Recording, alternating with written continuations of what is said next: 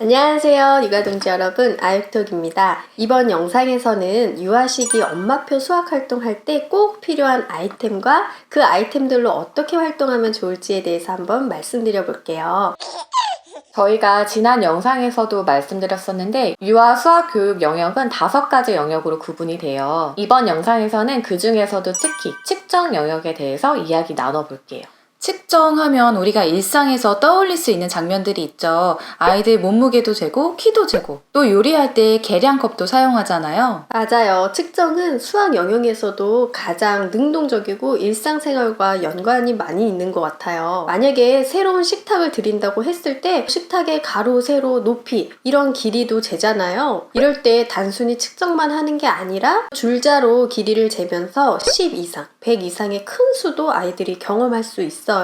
그런데 이렇게 본격적인 측정을 하려면 아이들이 수 개념도 있어야 하고 측정 도구를 다룰 줄도 알아야 하잖아요. 그래서 3, 4세의 어린 유아들은 측정 활동 이전에 비교하기와 순서 짓기, 서열화 같은 활동을 미리 해주시는 게 좋아요. 우리 누가 손이 더 큰가 대볼까 하면서 직접적인 비교를 해볼 수도 있고요. 멀리뛰기 놀이를 할 때 누가 멀리 뛰었나 리본끈으로 대신 길이를 재볼 수도 있겠죠. 아이랑 같이 블럭으로 성을 쌓는데 아빠가 쌓은 성의 높이만큼 아이도 쌓고 싶어서 같은 수의 블럭을 가져오기도 하고요. 이런 것들이 모두 측정의 기초가 되는 활동이에요. 그리고 평소에 놀이를 하거나 일상생활에서 비교하는 표현의 어휘를 다양하게 구사하는 게 도움이 되는데요. 우리가 비교 표현할 때 생각보다 그냥 무조건 크다 작다로 퉁치는 경우가 많아요. 그런데 길다 짧다, 넓다 좁다, 두껍다 얇다, 무겁다 가볍다 등을 구별해서 말해주는 거죠. 예를 들어서 이 티셔츠 작아져서 못 입는다 이렇게도 말해주지만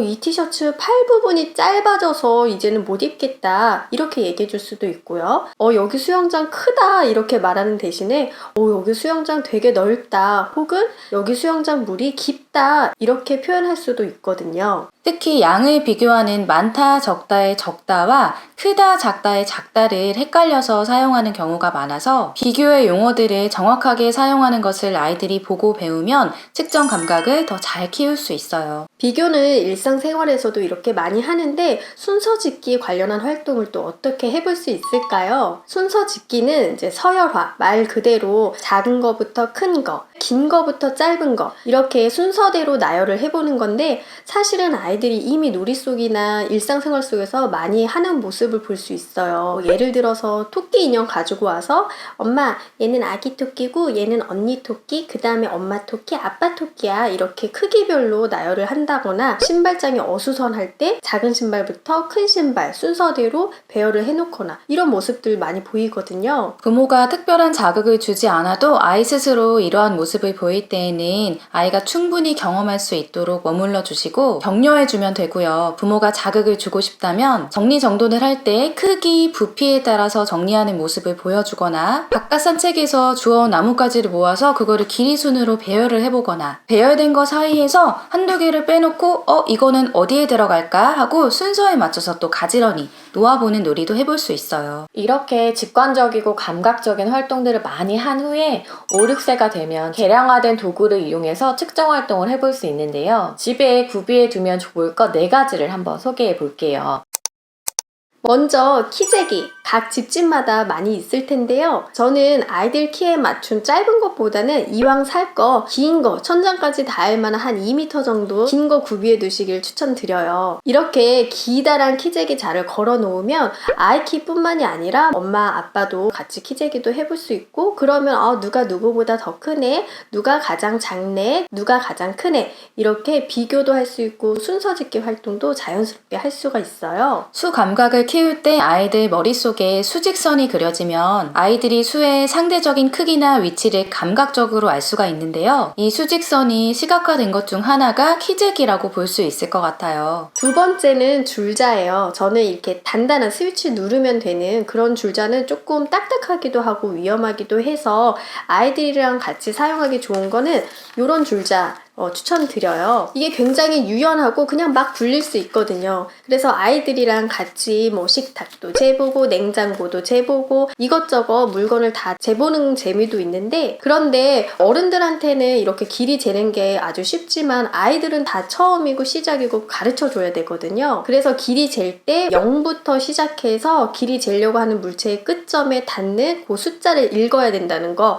요거를 아이들에게 처음에 가이드를 해주고 하면은 아이들도 재미있게 활동할 수 있어요. 아이들과 병원놀이 하면서 신체 계측을 해볼 수도 있겠죠. 머리 둘레, 가슴 둘레, 허리 둘레 이렇게 재면서 기록도 같이 해보는 거예요. 이것도 막상 해보면 아이들한테 쉽지 않거든요. 줄자가 막 흘러내리고 무엇보다 시작점과 끝점을 맞추는 게 어렵고요. 하지만 아이들은 병원놀이 하면서 이렇게 신체를 계측하면 자기가 의사나 간호사가 된 것 같은 기분도 들고, 또 무언가를 잰다는 게 되게 기분 좋고 폼나는 일이거든요.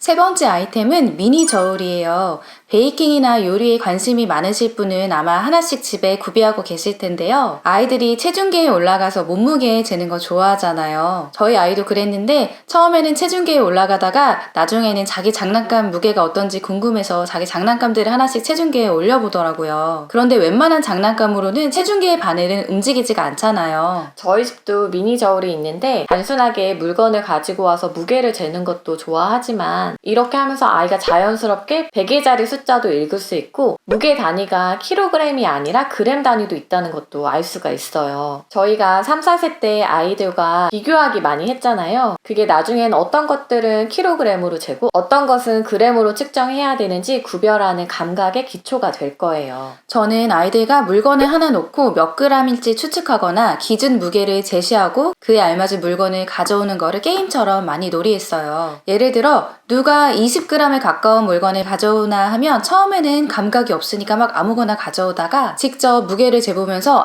이 영양제통은 50g이니까 이것보다 좀 가벼운 딱풀을 가져와 봐야겠다, 이렇게 되는 거죠. 저는 아이들이 젤리 좋아하니까 젤리 밥 먹고 나서 먹자, 후식으로 먹자 하면서 밥 다 먹는 사람은 13g 먹을 수 있어, 이렇게 양을 정해주는 거예요. 그리고 아이들이 스스로 저울에 젤리를 하나씩 올리는데 신기하게도 젤리 회사에서 젤리 하나당 양이 정해져 있더라고. 한 2g 정도 하지 않나? 2g. 그러면은 그게 거의 약간 배수처럼 2g, 4g 이런 식으로 해서 13g이면 나중에 약간 젤리를 뜯어야 돼요. 맞춰야 돼요. 맞춰서. 그러네. 그렇게 해서 밥 다 먹은 사람만 정량의 젤리를 먹을 수 있다. 이런 놀이 하면 아이들이 정말 재밌어서 적극적으로 활동하거든요. 그리고 아이가 밥을 잘 안 먹으려고 할 때 좋아, 그럼 오늘은 100g만 먹자. 100g만. 이렇게 하면 또 아이들이 밥 먹기 싫어도 100g? 그래 알았어, 뭐 이렇게 하거든요. 자기 어떤 날은 밥 진짜 많이 먹을 수 있다, 150g 먹겠다, 이렇게 하기도 하고, 이게 다 좀 소소한 재미가 되는 거죠. 그리고 저는 지난 겨울에 계량컵으로 활동 많이 했거든요. 사실 저는 요리를 잘 안 하기 때문에 계량컵 쓸 일이 없었는데 아이들이랑 수학 활동을 뭘 하면 좋을까 생각하다가 핫초코를 좋아하니까 핫초코 한 봉지당 우유 200ml를 따라서 넣는 거예요. 그러면 핫초코 우유 따를 사람 하면은 아이들이 나 할 거야 막 이러면서 오거든요. 굉장히 재미있게 하고, 이때 중요한 거는 우유를 따르다가 쏟을 수가 있어요. 그래서 이런 상황, 침착함을 유지하자, 이런 거 마음에 준비하시면 좋을 것 같아요. 측정 도구에 따라서 어떨 때는 그램, 킬로그램, 또 어떨 때는 밀리리터, 리터 이렇게 되기도 하는데요. 이런 것들이 나중에 아이가 배워야 하는 학습 내용이 되면 헷갈리고 어려울 텐데 어렸을 때부터 이렇게 놀이처럼 하면 더 편리하기도 하고 재밌고 쉽게 받아들일 수 있겠죠. 측정은 길이, 무게, 부피, 면적같이 구체적인 사물을 직접 측정할 수도 있지만 눈에 보이지 않는 시간, 온도 같은 것을 측정하는 것도 포함하잖아요. 저희가 다음 영상에서는 시간과 관련해서 시계보기와 달력보기에 대해서도 소개해 보도록 할게요. 네, 저희 영상 재밌게 보셨으면 아이프톡 채널 구독해주시고요. 좋아요도 꾹꾹 눌러주시고 알람도 따르릉 울려주세요. 육아동지 여러분, 다음에 또 만나요.